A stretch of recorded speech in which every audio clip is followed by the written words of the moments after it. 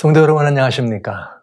비고도 제자운동, 오랫동안 지속되는 비고도 제자운동 가운데 성소로 주님을 만나러 성소로 간 사람들에 대한 이야기, 오늘 15번째 시간입니다. 오늘 시간에는 휘장 가운데 나타나 있는 이 아름다운 이야기, 그리고 그 안에서 펼쳐져 있는 정말 오묘한 하나님의 섭리를 펼치는 복된 시간을 가져볼 작정입니다.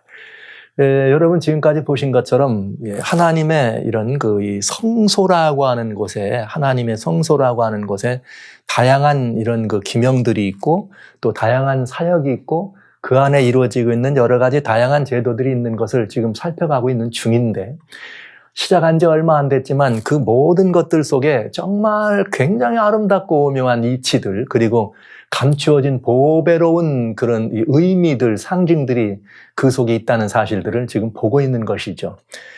저는 여러분들과 같이 이 모든 이 아름다운 이 배경들을 지난 시간까지는 성막의 뜰에서 성소의 첫째 칸, 그리고 첫째 칸 안에서 와가지고 촛대와 진설병 떡상과 그 다음에 금향단, 그리고 금향단에 돌려주는 기도, 이런 모든 것들을 자세히는 보지 않았어요. 그러나 꼭 필요한 것들은 여러분과 같이 함께 살펴봤습니다.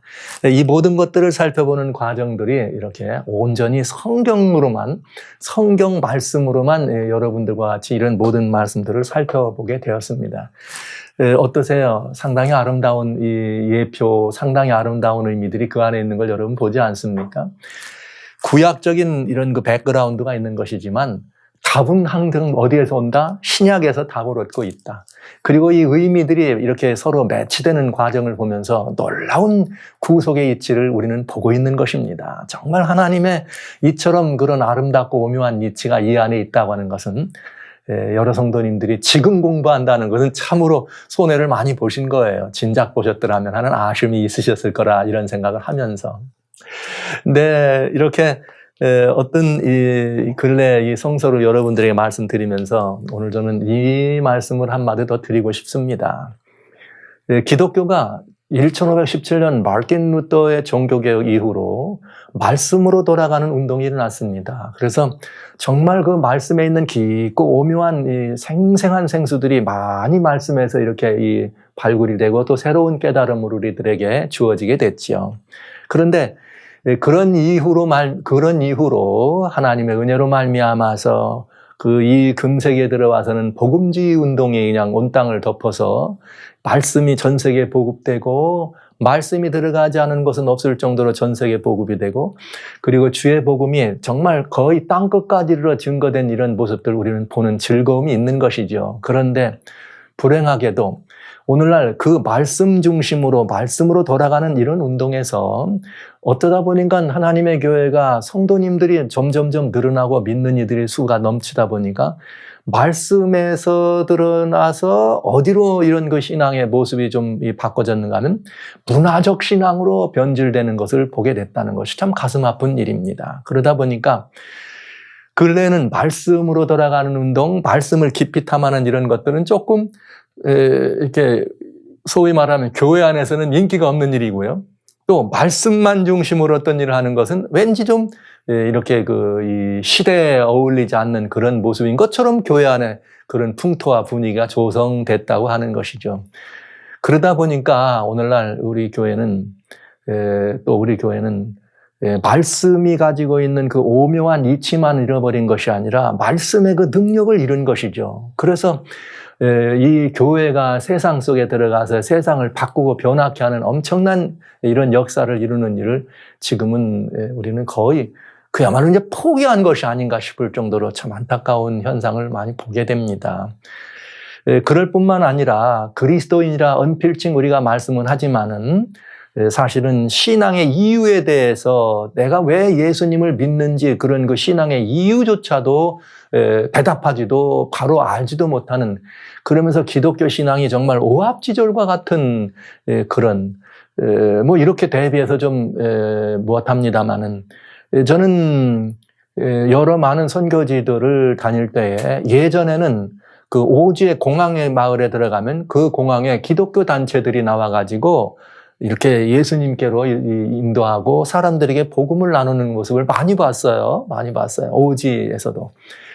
그런데 근래에는 그런 오지에 가면 다 이 히잡이나 부르카를 입은 이슬람 성도들이 나와서 그들을 안내하고 인도하는 모습을 보는 것이 아주 흔한 일이 되어버렸습니다. 이런 모습을 보는 것은 굉장히 마음에 이렇게 아리아리한 아픔을 가져다 준다는 것을 솔직히 고백하면서 저는 이번 기회에 여러분들이 성서로 주님을 찾아간 사람들의 이야기를 통해서 우리가 예수님을 믿는 신앙의 이유가 무엇이며 그 신앙이 어떤 모습으로 꼴지어져야 되는 것이며 우리의 신앙이 결국은 하나님께 어떻게 드려져야 되는지에 대한 굉장히 중요한 까닭과 이유들을 여러분이 다시 한번 자세히 살피시고 여러분 것으로 완전히 이것을 영접하셔서 신앙의 이런 이 터가 반석 같은 신앙 위에 세워지는 그런 모습이 회복되는 계기가 됐으면 참 좋겠습니다. 그래서 베드로전서 3장 15절에는 이런 말씀이 있죠. 너희 마음에 예수님 그리스도를 주로 삼아, 너희 마음에 그리스도를 주로 삼아서 어떻게 했는가? 너희가 거룩하게 하고 주님을 믿는 소망에 관한 이유에 대하여 묻는 다른 사람들에게 항상 온유함과 이런 그런 두려움으로 대답할 것을 예비하라고 하는 베드로전서 3장 15절의 말씀을 여러분들이 이번 기회에 꼭 한번 여러분 자신에게 적용하고 여러분이 그렇게 내 신앙의 이유를 확실하게 누구에게든지 얘기하고 나 자신도 그 신앙의 이유 때문에 어떤 상황이 어떤 환경이 펼쳐진다 할지라도 요동치 아니하고 하나님께만 정말 이렇게 이 구원의 뿔 되신 예수님께만 내 모든 신앙을 매야 되겠다는 이런 각오와 결단이 있는 시간이 되었으면 참 좋겠다. 그런 각오와 결단의 사람들을 우리는 예수님의 제자라 하는 것이고요. 바로 비고도에서는 그런 제자를 양육하고 그런 제자들과 같이 이 마지막 시대라고 말하는 이 시대에 그야말로 하나님의 복음의 마지막 역사를 섬길 수 있는 장렬한 일꾼들을 모으고 만드는 그런 일을 여러분과 함께 하기를 원하는 것입니다. 그래서 지난 시간까지는 저희가 회막 안에 이렇게 성도들이 살아간다고 하는 것이 하늘에 속한 사람들의 삶이라는 것을 여러분들과 같이 보았어요. 조금도 막힘없이 여러분 우리는 성소 예수님 안으로 따라서 들어갈 때 우리는 하나님의 아드님의 나라로 옮긴 사람들이요. 몸은 우럭 땅에 상에 살고 있지만 우리는 하늘에 속한 사람이란 사실을 여실히 살펴보는 시간을 가진 것입니다. 특별히 바로 지난 시간에는 금향단을 휘장 앞에 있는 금향단을 보면서 이 금향단은 뜰에 있는 번제단에서 출발하지 않으면 금향단은 의미가 없다는 걸 여러분 말씀드렸어요. 이 금향단과 번제단은 아주 중요한 연관관계가 있어서 번제단에서 시작된 것이 바로 금향단까지 갈 수 있다는 사실을 여러분 보았습니다. 실제 예수 그리스도가 십자가에 달려 돌아가신 것을 예표한 번제단의 그 뿔은 여기 번제단에 있는 네 뿔과 금향단의 네 뿔은 구원의 뿔이다. 그래서 우리는 예수님을 십자가에 달리신 번제단과 같은 구원의 뿔 되신 예수님께 인류의 모든 죄짐을 짊어지고 돌아가신 그 예수님에게 그 예수님께 우리의 그 모든 믿음을 어떻게 하는 것? 우리도 같이 예수님께 우리의 믿음을 고백하고 그 피를 번제단에 바르면서 그 십자가의 예수님을 우리가 그 구원의 뿔을 붙드는 우리들의 모습을 본 것이죠.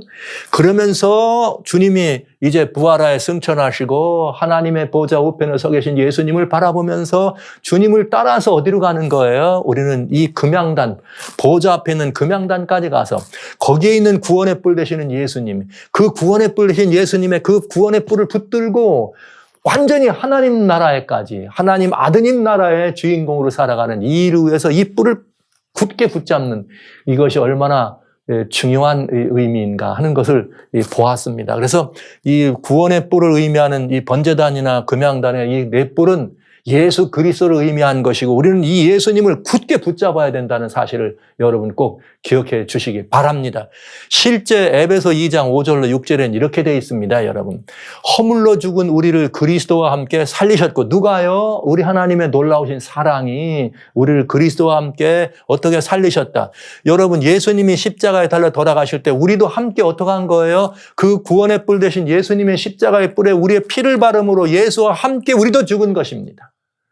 그리고 주님은 우리를 그리스도와 함께 살리시고 이번에는 죽은 우리를 예수님과 같이 살리시고 이번에는 어떻게 했는가?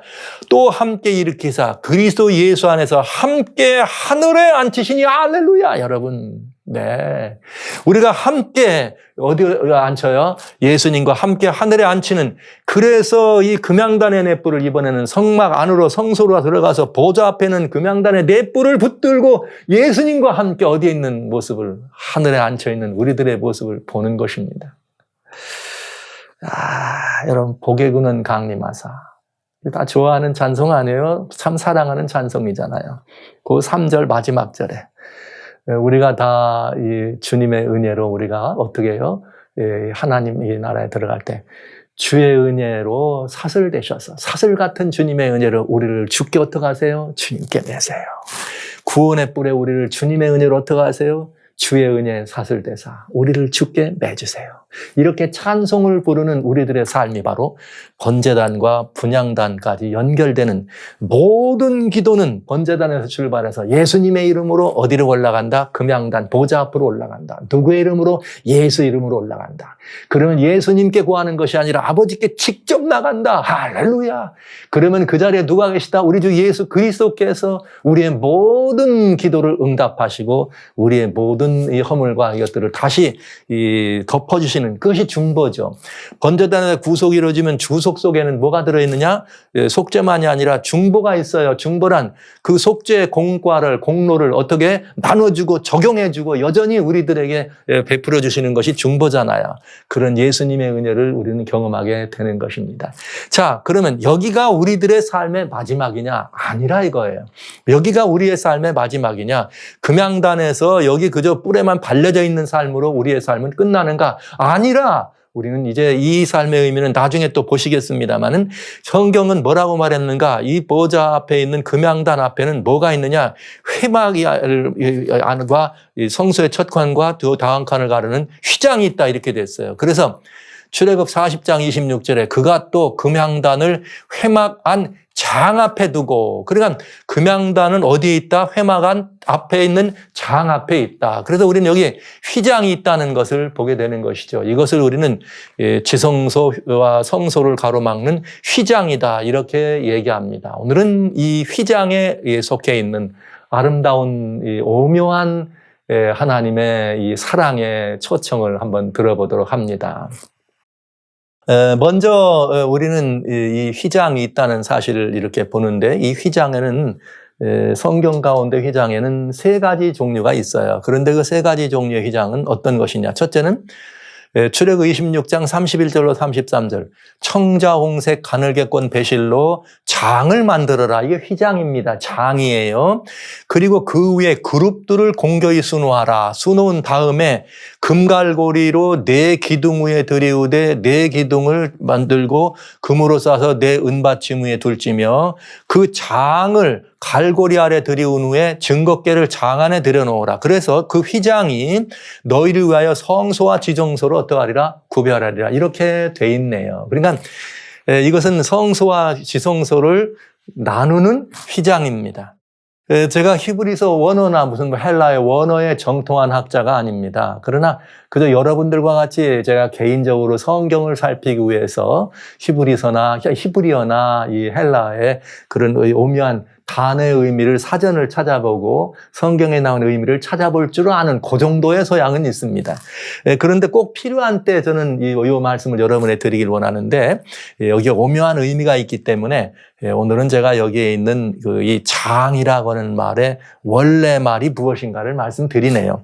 여기 지성소에 있는 휘장의 의미, 여기 휘장이라고 하는 여기 그 이 장 안에 들여놓는다, 장을 들여놓을 때 여기는 포레케스라고 하는 남성 명사로 되어 있어요. 히브리어는. 그런데 이거를 70인역으로 헬라 말로 번역한 70인역 성경에는 카타파타스마라고 하는 말로 번역이 되어 있습니다. 번역이.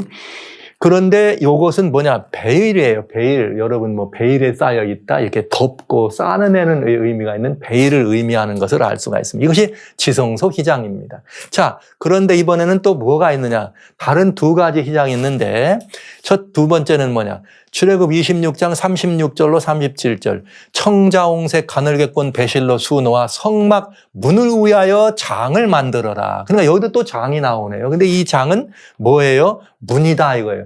문 대신 오늘날 같은 이런 무슨 도 이런 게 아니고 그 문 대신 장을 이렇게 들이우라 이 말을 의미한 것이죠. 그런가 하면 이거는 성막문이란 말은 뜰에서 성소의 첫 칸으로 들어가는 문을 의미합니다. 그 다음에 또 뭐가 있느냐. 출애굽 27장 16절에는 뜰문을 위하여는 이번엔 또 뭐가 있어요. 뜰문 즉 밖에서 성막 전체적인 성소 그 뜰 안으로 들어가는 그 문을 말하는 뜰문이죠. 청자홍색 가늘게꼰 배실로 수놓았잔 20규빗에 장이 있게 하라 이렇게 돼 있네요. 그런데 성막이나 뜰의 문을 위하여 만들어진 장은 그 장은 원래 명칭이 뭐로 되느냐? 마사크라고 하는데 이거는 히브리에서 여성명사예요. 마사크는 여성명사. 요거를 70인역 헬라 말로 번역할 때는 에피스파스트론이라고 하는 말로 번역이 되어 있습니다. 그리고 이거는 번역할 때 스크린 도어예요. 행잉 도어. 위에서부터 밑으로 내려뜨린 그런 문 아니면 스크린 도어 이렇게 열고 닫는 그런 스크린 도어로 이렇게 해석이 된 것을 알 수가 있지요. 그러니까 지금 우리는 뭘 봤느냐? 휘장의 종류는 지성소로 들어가는 휘장과 성소로 들어가는 문과 뜰로 들어가는 문이다. 이렇게 해서 장이 세 종류가 있는데 하나는 휘장으로 쓰여 있고 다른 것들은 이 문으로 역할을 감당했다. 그래서 사실은 이 만들 때는 여기에 성소의 문과 뜰의 문도 장을 만들어라 이렇게 표현을 했지만은 이 용도를 사용할 때 다른 성경에서는 다양한 표현이 나오지만은 이것을 사용할 때는 절대로 혼돈해서 쓰지 않고 휘장이란 말을 쓰지 않죠. 문이란 말을 썼다. 그래서 문이란 말을 쓴다는 것을 우리는 알게 되고 이거 휘장의 종류입니다. 그런데 이 휘장은 그런 휘장들인데 이 휘장이 다 의미가 있어요. 굉장히 중요한 의미가 있고 그다음에 성경에는 이 휘장이 갈라진다, 둘로 나눠진다 이렇게 되어 있습니다. 그러니까 그건 또 무슨 의미가? 그리고 휘장 안으로 난 길이 있다. 그러니까 휘장 안으로 난 길은 또 무엇인가? 여기 뭐 더 이렇게 나눠서 살펴봐야 되지만은 또 앞으로 봐야 될 부분이 많기 때문에 그때 필요한 부분만 그때 또 여러분에게 말씀드리기로 하고 오늘은 그러면 이게 세 휘장의 의미 가운데 세 가지를 중심으로 여러분과 함께 먼저 살펴보는 시간 갖습니다. 자, 휘장의 의미를 한번 보면은 굉장히 중요한 의미가 있어요. 여러분 그러나 다시 말씀드리지만 성경은 성경으로 해석한다. 성경은 성경에 답이 있다. 이 말씀의 원칙을 벗어나지 않으면 어렵지 않게 아주 은혜로운 이런 그 비밀들을 살필 수 있습니다. 제가 여기다 휘장에 실린 비밀이라고 말씀드린 이유는 그 뜻이 참 오묘하고 복되고 아름다운 의미가 있어서 비밀이란 말을 여러분에게 말씀드린 거예요. 잘 보시죠. 지성소 휘장입니다. 히브리서 10장 19절로 20절에는 형제들아 우리가 예수의 피를 힘입어 성소에 들어갈 담력을 얻는데 이 길은 우리를 위하여 휘장 가운데로 열어놓으신 새롭고 산 길이요 휘장은 곧 저의 육체니라. 지성소로 들어가는 그 휘장은 뭘 의미한다고 성경은 단적으로 한마디로 얘기했느냐? 저의 육체다. 저가 누구예요? 예수님입니다. 그러니까 여기에 휘장은 말하는 휘장은 예수님의 육체다. 즉 예수님이 우리 인생으로 오신 예수님 즉 성육신을 말한다 보시면 되겠군요. 예수님의 육체를 의미한다는 것이죠. 그래서 여기 지성소 휘장의 상징은 예수님의 육체를 의미하는 것을 볼 수가 있다. 그런데 실제 여기 마태복음 27장 50절로 51절에는 또 무슨 말이 있느냐. 휘장이 예수님의 육체라면 무슨 일을 예수님이 오셔서 겪으셨느냐. 예수께서 다시 크게 소리 지르고 영원히 돌아가셨어요. 십자가에서 돌아가셨더니 성소의 휘장이 위에서부터 아래까지 찢어져 둘이 되더라. 이렇게 해서 땅이 진동하며 바위가 터지는 역사가 있더라. 이렇게 돼 있네요. 그러니까 휘장의 상징을 우리가 살펴보자면, 휘장의 상징을 살펴보자면 예수님이 십자가에서 돌아가셨는데 그 돌아가실 때 휘장이 찢어졌다고 하는 말은 곧 예수님의 육체를 의미했다고 하는 이 말과 아주 정확하게 일치되는 것임을 우리가 알 수가 있겠죠. 그런데 더 분명한 것은 무엇을 말하느냐, 이렇게 되어 있습니다. 여기 신약 가운데는 이런 그 휘장이라는 표현이 나오는데, 이 장이 나오는데 6번 나와요. 6번. 근데 3번은 히브리서에 나와 있고 3번은 마태복음, 마가복음, 누가복음, 즉 예수님 돌아가실 때 장이 찢어지는 것이 나오고, 그다음에 히브리서에서 여기 휘장 가운데라는 기록할 때 여기 나오는 3번에서 6번이 등장하는데, 이 6번 등장하는 말 다 신약 성경이니까 헬라어로 되어 있죠. 카타페타스마라 이렇게 되어 있습니다. 그러니까 카타페타스마라는 말은 구약 성경에 말하자면 포레켓, 즉 뭘 말한 거예요? 지성소의 휘장을 말한 거다. 이렇게 우리가 보이죠. 그러니까 말하자면 지성소 휘장의 상징은 예수님의 육체를 의미한다. 그냥 단적으로 이렇게 표현하면 되겠습니다. 그래서 실제로 여기 구약 당시에도 지성소 휘장을 사랑할 때는 포레켓이라고 써 있었고, 뜰의 문이나 이런 이 다른 부분들, 뜰의 문이나 이런 부분들을 말할 때는 마사크라고 하는 말로 구분해서 사용한 것을 알 수가 있어요. 히브리 원어로는, 헬라 말로 번역할 때는 서너 번의 혼돈이 있었습니다만은 히브리 원어로 말할 때는 지성소에 들어가는 휘장은 무조건 포레켓이라고 되어 있고, 그 다음에 문을 의미했던 장들은 마사크라고 하는 걸로 구분이 되어 있다. 그런데 이번에는 성소와 뜰의 문의 상징이 뭐냐 이 말이에요. 지성소 휘장은 예수님의 육체라, 그리고 십자가에 달려 돌아가셨던 것을 우리가 알 수 있다면은 여기 예수님의 육체인데, 보시죠. 요한복음 10장 7절로 9절에 보면 예수께서 다시 이르되 내가 진실로 너희를 나는 양의 문이라. 그러니까 예수님의 그 사역에, 예수님의 그런 역할의 의미를 보았을 때 예수님은 양들이 들어가는 문의 역할을 하신 것이에요. 내가 문이다. 예수님은 뭐라고요? 문이었다. 그래서 문의 의미는 뭘 말했느냐? 요한복음 14장 6절에 예수께서 가라사대 내가 곧 길이요 진리요 생명이니 나로 말미암지 않고는 아버지께로 올 자가 없느니라. 그러니까 문이라고 하는 말은 바로 아버지께로 나가는 길이라고 하는 뜻으로 주어졌다 하는 것을 우리는 알 수가 있어요. 그러니까 지성소의 휘장은 문이 아니고 성소와 뜰에 있는 휘장은 문이다. 그런데 이 문은 다 아버지께로 들어가는, 예수님을 통하여 들어가는, 아버지께로 돌아가는 길이 된다는 사실을 우리에게 보여주고 있다. 이렇게 알 수가 있겠네요. 자, 그런데 이제 이 문의 상징을 봅니다. 그런데 이 세 문이 왜 차이가 있느냐? 똑같은데 왜 휘장인데 다른 것과 달리 쓰여 있느냐? 그 이유는 다른 이유가 아니라 이렇게 돼 있습니다. 지성소의 휘장에는 청자홍색 가늘게꼰 배실과 그 위에 그룹들을 놓았다, 이렇게 돼 있어요. 그룹들. 그 다음에 성소의 문과 뜰의 문에는 청자홍색 가늘게꼰 배실로 장은 만들었지만 뭐가 없느냐? 그룹들이 없어요. 그룹이라. 그러면 도대체 그룹이 뭐냐 이 말이죠. 그룹이 뭐냐?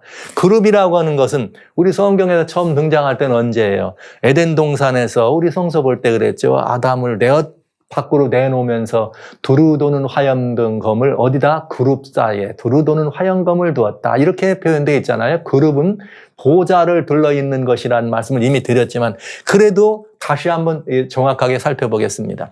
왜 지성소 회장에만 그의 그룹들을 놓았느냐? 그 그룹들을 놓은 것은, 그룹들은 무엇을 의미했냐면 하나님의 보좌를 두른 존재들을 의미해요. 특별히 에스겔서와 요한계시록의 이 부분에 대해서 자세하게 답을 얻을 수가 있는데, 에스겔 10장 1절에 보면 내가 보니 그룹들의 궁창에 남보석 같은 것이 나타나는데 보좌의 형상 같더라. 그룹들이 있고 그 위에 누가 있더라? 보좌, 하나님의 보좌를 말한 거죠. 그런데 그룹들의 모습은 10장 14절에 그룹들은 각기 4면이 있는데 첫면은 그룹의 얼굴인데 둘째는 사람, 셋째는 여기 사자, 넷째는 독수리의 얼굴이더라. 이렇게 돼 있어요. 그런데 이것이 구약에 나와 있는 모습이었지만 하나님의 보좌의 모습이었고 영광의 광채에 빛나는 모습이었어요. 에스겔 1장에도 나온 거지만 제가 10장을 여러분 말씀드립니다.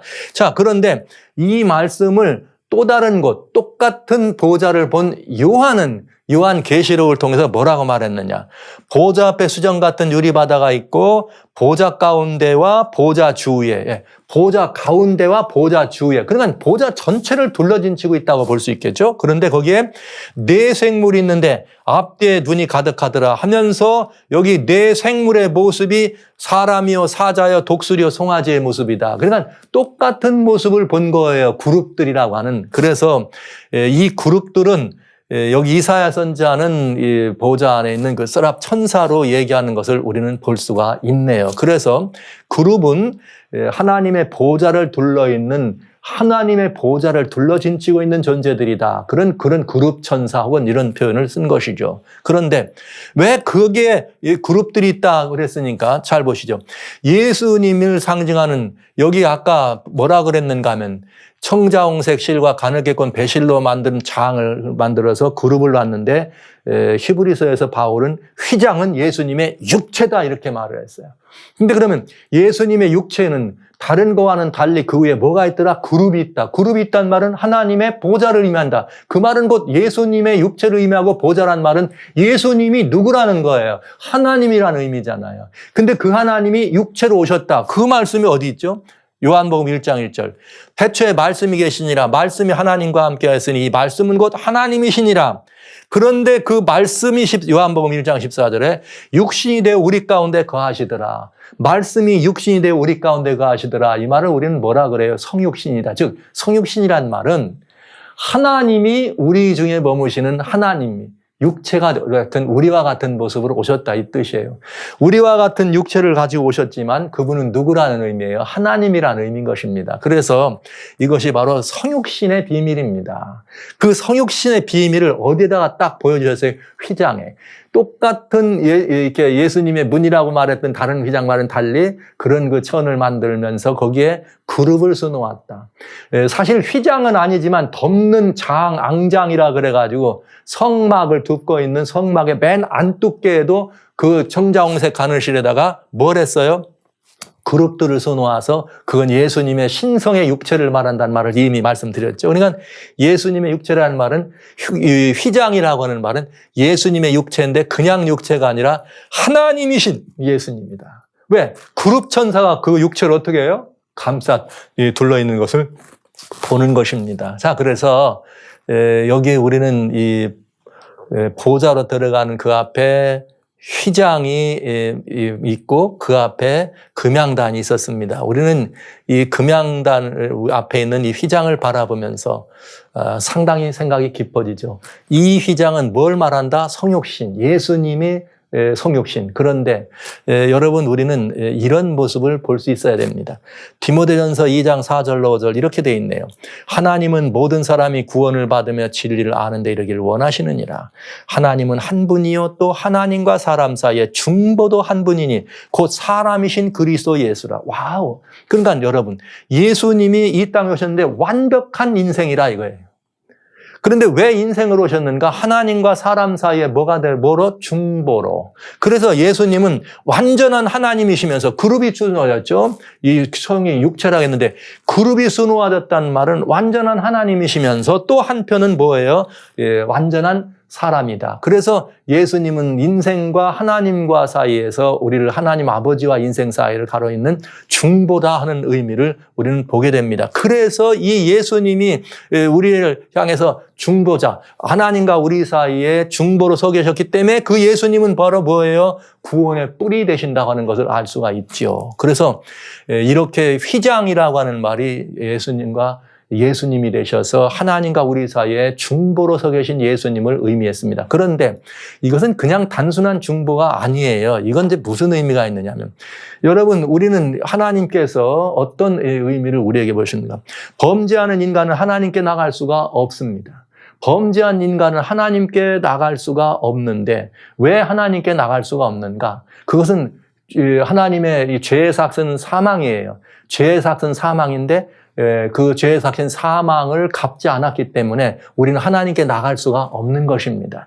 범죄한 인생은 하나님께 나갈 길이 막힌 것이니까요. 그래서 하나님과 사람 사이에 뭐가 필요해? 중보가 필요한 거죠. 물론 이 중보는 영원한 때부터 범죄 이전에도 있었어요. 왜 그런가? 인생은 존재 자체가 예수님 안에서만 있게 돼 있습니다. 그러니까 예수님은 에베소 1장 4절로 5절에 우리를 하나님께서 창세전에 우리를 택하시고 우리를 어떻게 하세요? 부르셔서 하나님의 아들이 되게 하는데 누구 안에서? 예수 안에서 하나님의 아들이 되게 한 것이죠. 그러니까 우리의 존재 자체는 예수님 안에서만 존재하게 돼 있어요. 그러니까 예수님은 영원한 때부터 영원한 후까지 중보. 그런데 거기에 어떤 인간이 범죄함으로 말미암아 예수님은 그 중보자 역할 가운데 또 하나 죄로 인해서 나갈 수 없는 그 길에 가로막힌 하나님께 나갈 수 있는 거기를 우리 주님이 막고 하나님 내가 죽습니다. 이거죠. 내가 죽을 거니까 그때까지 진노하지 하나님의 진노를 막고 있는 그 휘장인 것을 알 수가 있는 거죠. 이 휘장은 하나님의 진노를 막고 있는 예수님, 우리들의 중보자이신 예수님을 보여줍니다. 그런데 성경은 뭐라 그랬는가? 마가복음 15장 아까도 읽었습니다. 마태복음 읽었습니다만 예수께서 큰 소리로 지르시고 운명하시다. 이에 성소의 휘장이 위로부터 아래까지 찢어져 어떻게 되니라? 둘이 되더라. 여러분 여기 놀라운 이야기가 있습니다. 성소의 휘장이 어떻게? 둘이 되더라. 찢어지더라 이 말이에요.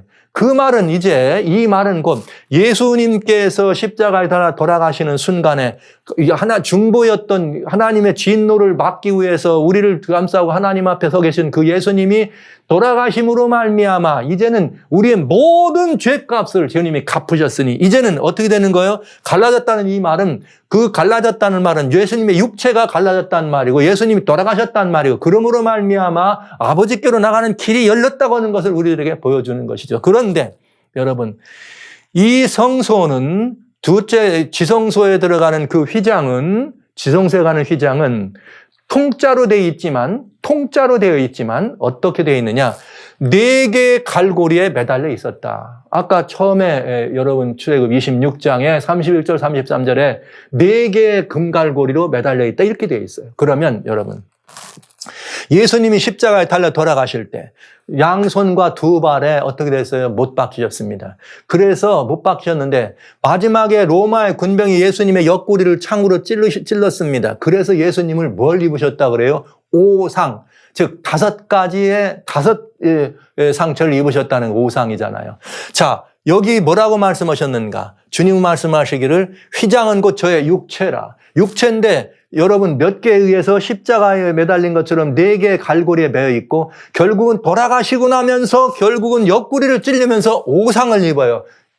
휘장이 가운데가 찢어지면서 휘장은 구멍이 4개의 구멍과 가운데 찢어지는 오상 5종류의 상처를 입게 됩니다. 그래서 정말 이 휘장의 의미는 정말 오묘하게 예수님의 그런 모습을 보여줘. 그런데 주님은 뭐로요? 여기 말씀하신 것처럼 그렇게 성육하신 예수님이 이 땅에 오셨지만 하나님이셨던 그 예수님이 돌아가신 것을 우리는 보게 된 겁니다. 그래서 휘장이 갈라진다고 하는 것은 어떤 의미인가? 자, 이런 의미예요. 자, 여기 히브리서 9장 6절로 8절에 이 모든 것을 이같이 예비했으니 제사장들이 항상 첫 장막에 들어가 섬기는 예를 행하고 오직 둘째 장막은 대제사장이 홀로 1년 1차씩 들어가되 피 없이는 아니하니 이 피는 자기와 백성의 허물을 위하여 드리는 것이라. 성령 이로써 보이신 것은 첫 장막에 서 있을 동안은 성소에 들어가는 길이 아직 나타나지 아니한 것이라. 자, 여기 한 절 속에 들어있는 건가 보시죠.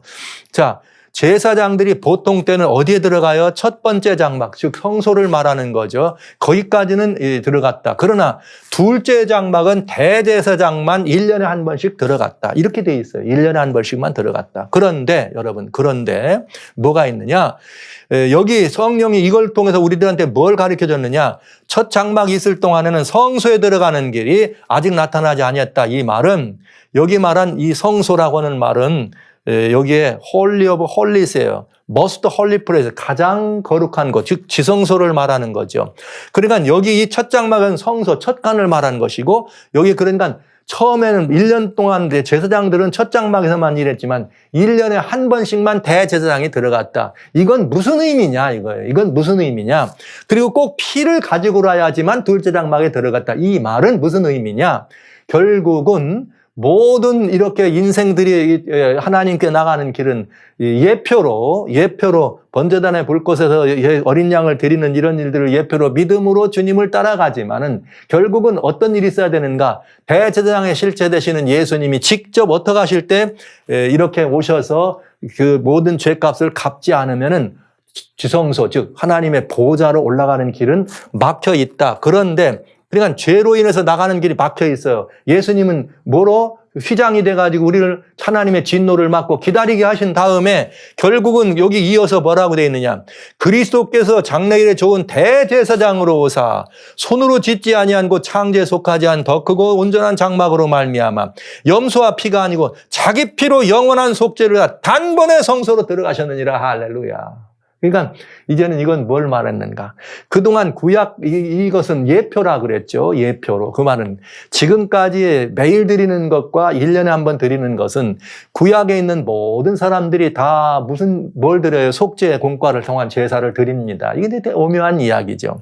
여러분, 아담도 아벨도 아벨은 물론 순교당했으면 그다음에 그 아들 또 셋도 노아도 아브라함도 여러분 여기 그 이후에 여러분 좋아하시는 다니엘도 다 이 제사를 드린 사람들이죠. 정서에서 다니엘은 포로로 끌려갔으니까 이제 어렸을 때 그를 했겠죠.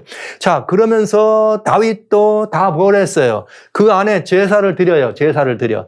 그래서 이렇게 드렸지만은 예수님이 오셔서 돌아가시지 아니하면 그 모든 사람들이 드린 제사는 다 헛것입니다. 그 제사는 다 헛것입니다. 왜? 예수님이 그들이 드린 제사는 메시아가 오셔서 우리의 피를 이렇게 드린 것을 믿음으로 들어갔지만은 예수님이 오셔서 진짜 우리의 모든 것들을 갚으셔야지만 그 일이 온전히 된다는 걸 다 알고 믿음으로 드린 것이에요. 근데 예수님이 오셔서 십자가에 달아 돌아가셔서 죄값을 갚지 않으시면 그 모든 드린 제사들은 뭐가 되죠? 헛것이죠. 정말 중요한 이치예요. 그러나 예수님이 오셔서 그 일을 이루기 전까지는 염소나 황소나 이런 피를 바르는 일을 통해서 오셔서 그 일을 해주시기를 계속 기다리는 것이에요. 그 오셔서 주님이 마지막으로 피를 흘린다는 것을 예표한 것이 1년 1차씩 들어가서 주님이 피로 들어갔고 지성소까지 들어가는 것을 의미하신 것입니다. 그래야지만 구약의 모든 제사드렸던 것들이 다 의미가 있는 거예요. 다시 말씀드리지만 아브라함이 아무리 믿음의 도덕이라고 하지만 예수님이 십자가에 다 돌아가시지 않으면 돌아가실 때까지는 그 드린 제사는 아무 의미가 없어요. 왜? 믿음으로 드린 거긴 하지만 그러니까 예수님이 돌아가셔야지만 그래서 그 값을 갚아야지만 그 모든 것들이 의미가 있다 이 말이에요. 그래서 여기 단번에 매일 드리는 것으로는 성소의 첫 칸만 들어갔지만은 결국은 1년에 한 번씩 대제사장이 지성소까지 들어간 그것처럼 인류의 모든 드렸던 속죄의 제사들, 믿음으로 올려드려서 메시아가 오셔서 이룰 것이라는 사실을 믿음으로 드렸던 모든 것들이 많이 드려졌지만은 결국은 실체 되시는 예수님이 오셔서 십자가에 달려서 돌아가셔서 황소나 염소의 피로 하지 않고 주님의 피로 그 일을 이루셔야지만 그 모든 드린 제사는 어떻게 된 거예요? 의미가 있는 것입니다. 그리고 그 모든 구속의 공과는 효력이 있는 것이죠. 그래서 예수님이 오셔서 십자가에 달려 돌아가셨다는 사실은 굉장히 중요한 이치입니다. 정말 중요한 이치입니다. 이것을 히브리서에서는 뭐라고 말씀하셨는가 하면 11장 여러분 믿음의 이야기 아니에요? 믿음의 이야기 11장 39절에 이렇게 말해요.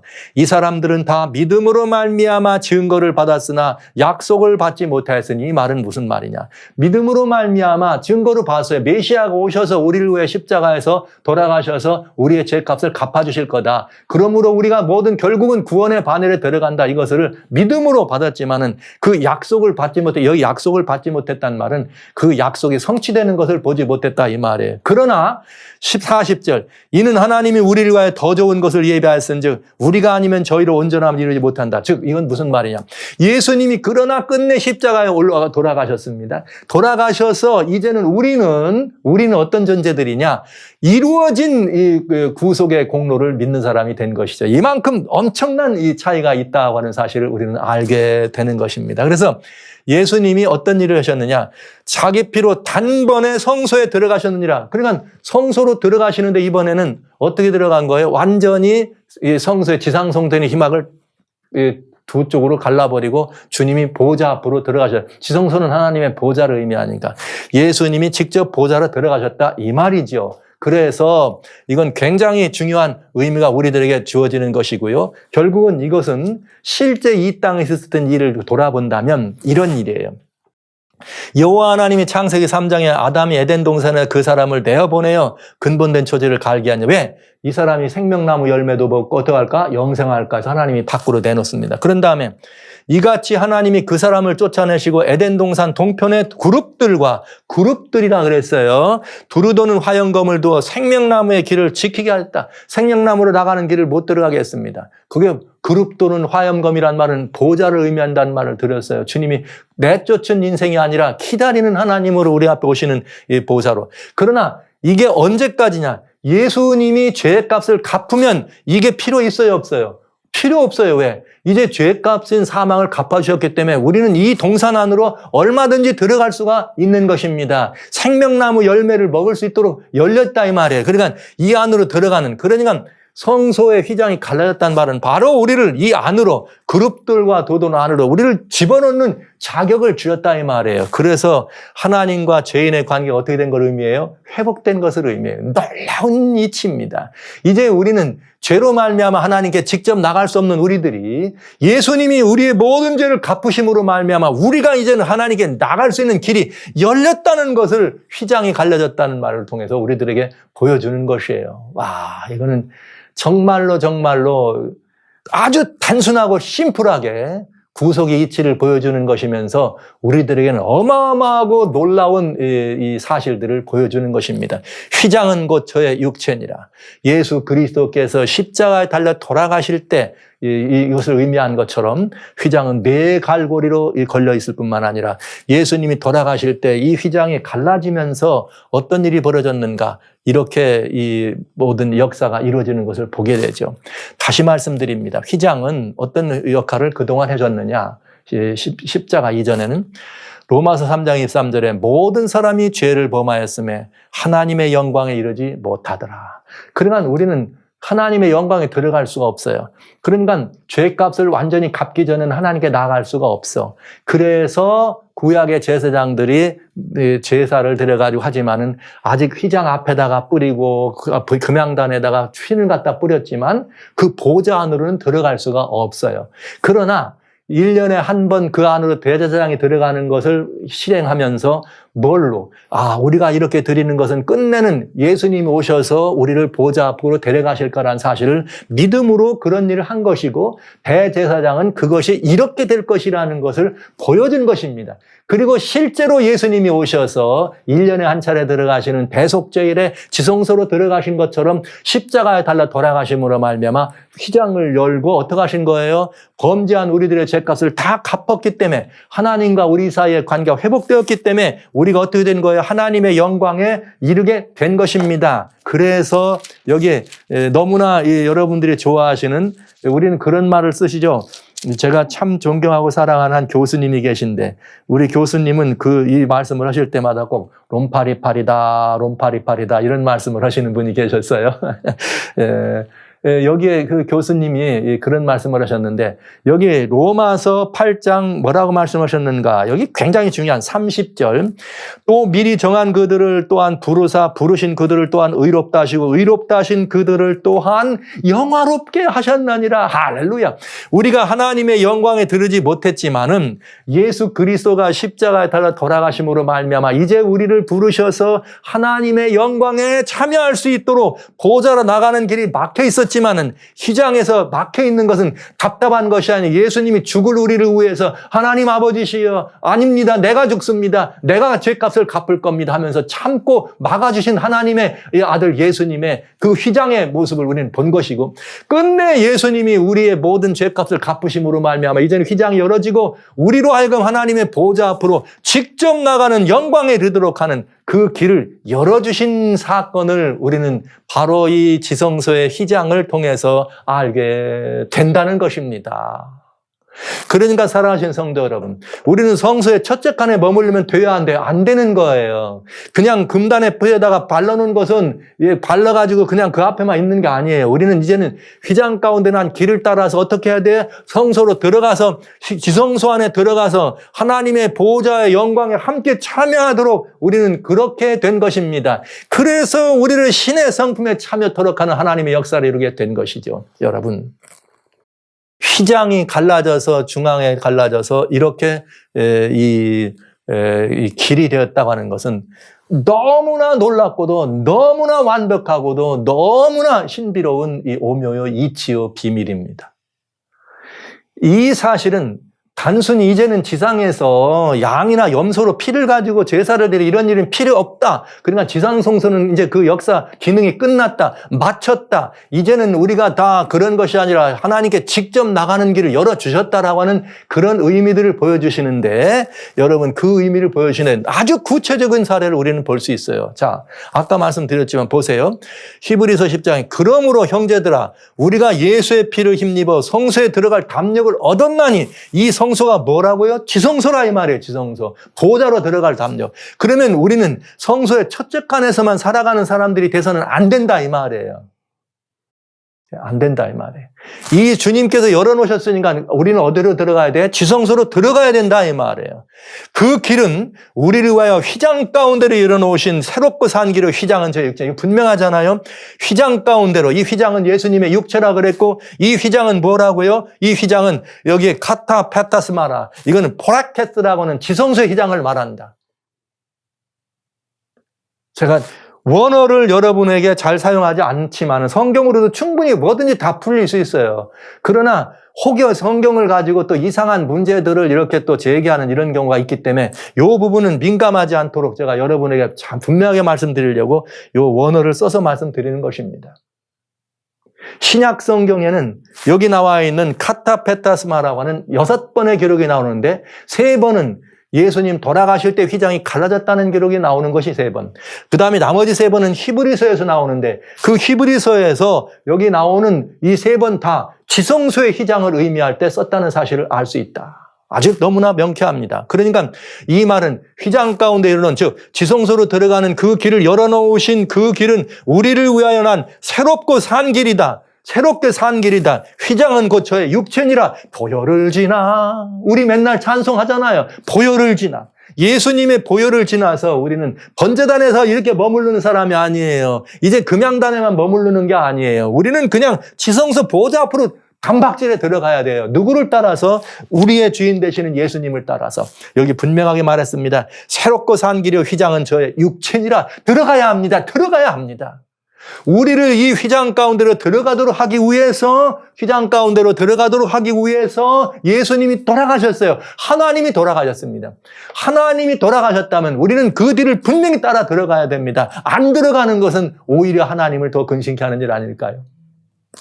굉장히 중요한 일. 이것은 십자가 이후에 우리에게 열려진 놀랍고 거대한 특권이었습니다. 사랑하신 성도 여러분. 우리는 이 사랑을 하여서 할렐루야 하나님을 찬양해도 입이 벌어져서 담아지지 않아도 이 할렐루야 하나님의 이 놀라우신 은혜와 공적을 찬양하는 일에 하루에도 수십 번씩 열어도 여러분 부족할 듯.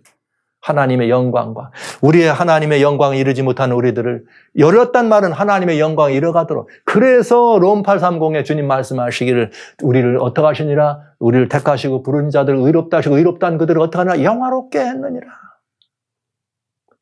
여러분 이 사실을 여러분의 것으로 소유케 되시기를 바랍니다.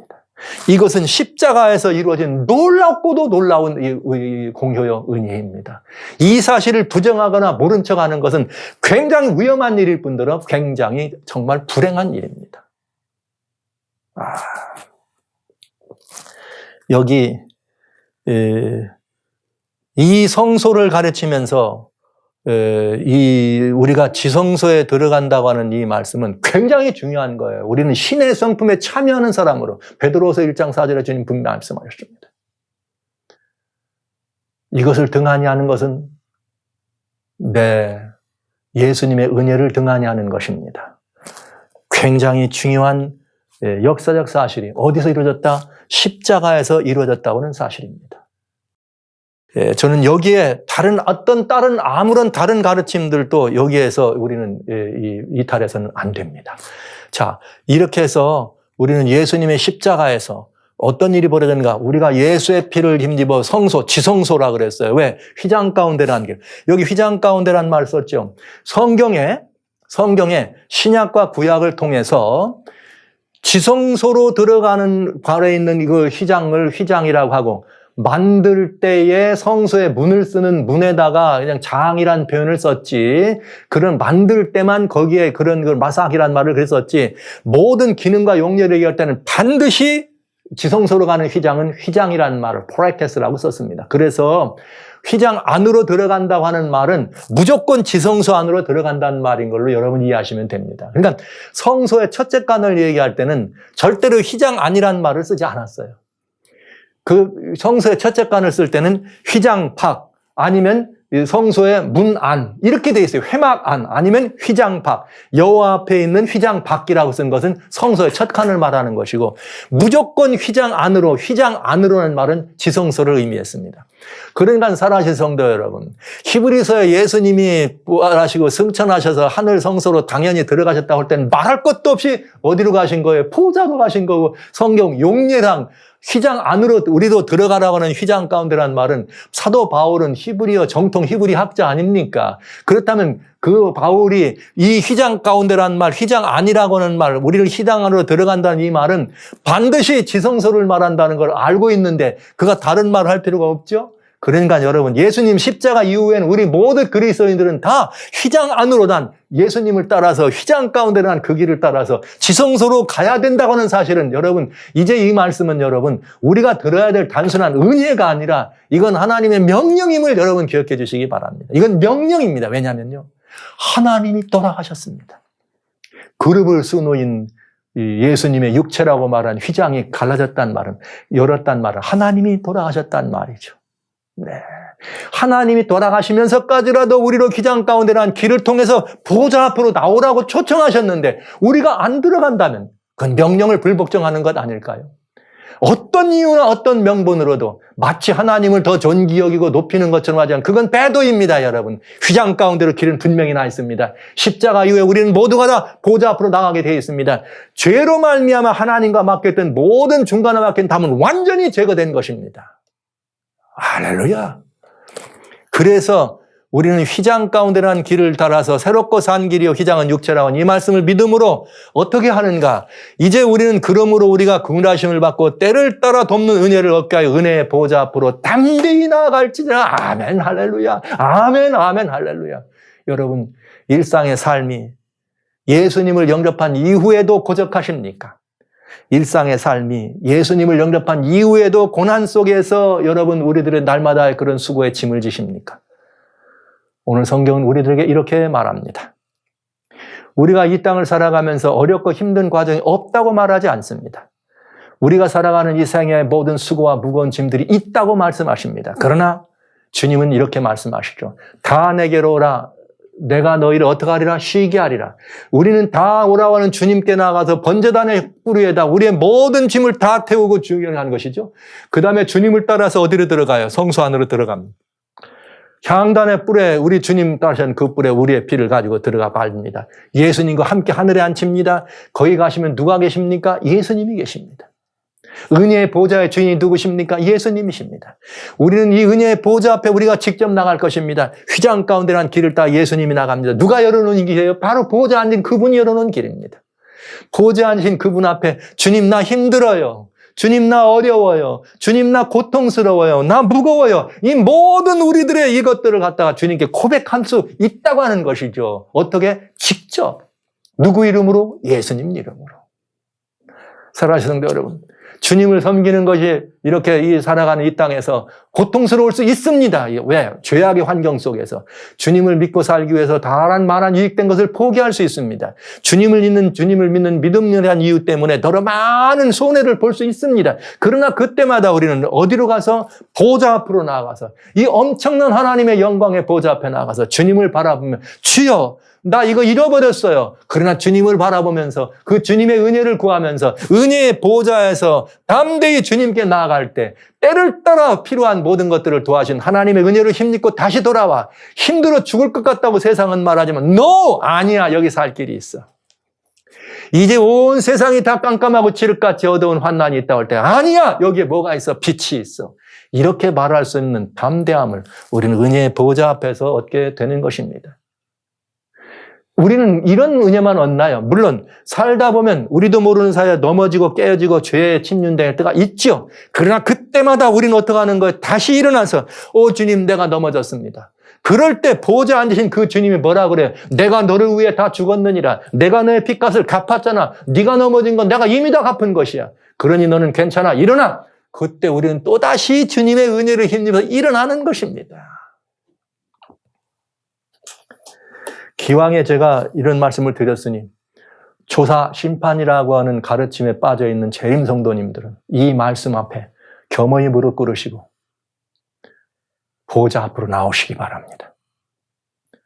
그리고 또 우리 모든 이 기독교 모든 성도들은 날마다의 삶에서 날마다 은혜의 보좌 앞에 나가는 경험을 하면서 날마다 우리가 깨끗해지고 정결해지는 경험을 하면서 그뿐만 아니라 우리의 모든 필요가 날마다 은혜의 보좌로부터 공급받는 놀라운 은혜를 경험하는 은혜의 수혜자가 되어서 우리 하나님, 우리 주 예수 그리스도가 십자가에 따라 돌아가시고 그분이 열어놓으신 자신의 육체를 깨뜨려가지고 면서까지 그분이 열어놓으신 그 보혈의 공로를 따라서 우리 은혜의 보좌 앞으로 나가지 않으시겠습니까?